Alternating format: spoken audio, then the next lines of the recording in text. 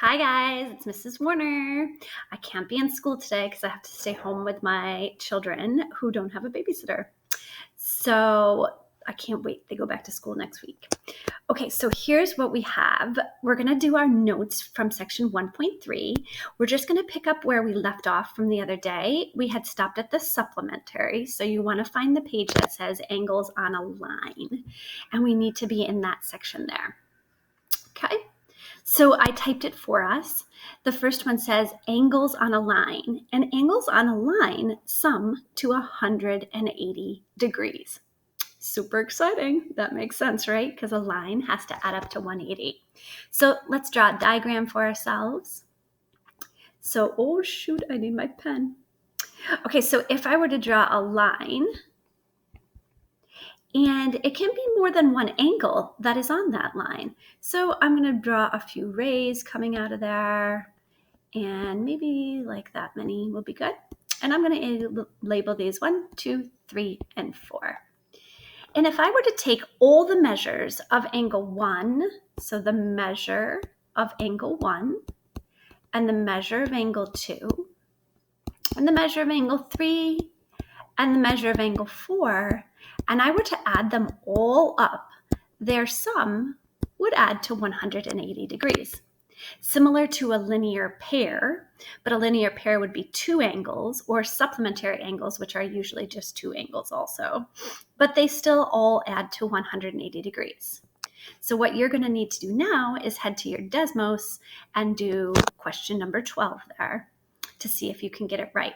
Now, on number 12, I'm going to show you something fun here. See these symbols right here? The symbol that looks like this? That means perpendicular lines. And if you remember from before, perpendicular lines intersect to form right angles. So in this spot here, you can see this little box, and that little box means a right angle.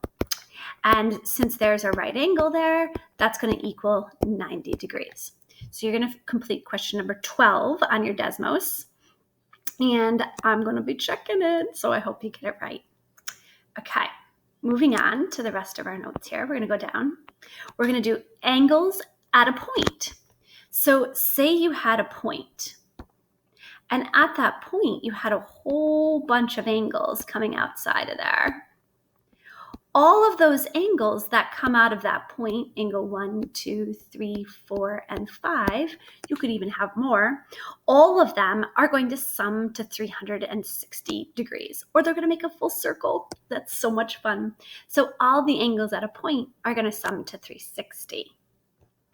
So in this case, the measure of angle 1, the measure of angle 2, the measure of angle 3, the measure of angle 4, and the measure of angle 5, good thing I didn't do more, add up to 360 degrees. So you just add them up, solve for x, and you're good to go. So at this point, you would head over to your Desmos and try to solve practice question number 13 there. And hopefully you get it right. You can do it. Remember on 13, you're actually solving for ADC, the angle. So once you solve for x, you've got to plug it back in. Let's go down to some angle addition. We did segment addition before, and segment addition was where the two parts added up to a whole. It's the same idea with angles. The sum of the two parts of the angle are going to add up to the whole. So if we had an angle like this, and we had a ray coming out of it, and this was angle 1 and angle 2, the measure of angle 1 and the measure of angle 2 are going to add up to this whole angle, which we'll call angle 3. So their sum of their measures adds up to the whole. Two parts add up to the whole. So head over to your Desmos, and in number 14, make sure you're putting the angles in the correct spots. You're going to solve for x, ABC, and ABD. Remember, when you read the angle, ABC is actually this whole angle. The middle letter is always your vertex. That's angle addition. We have one last one we're going to do, which is the angle bisector. And an angle bisector does similar to a segment bisector, but a segment bisector goes through a midpoint. An angle bisector divides an angle into angles of equal measure.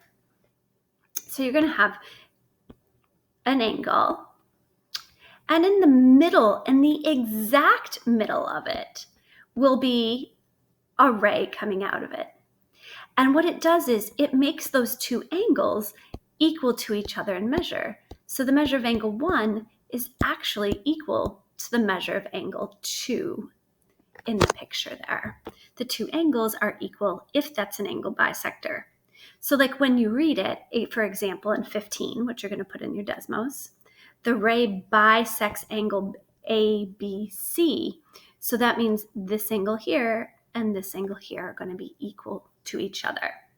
So you're going to head to your Desmos. You're going to do question 15 and question 16.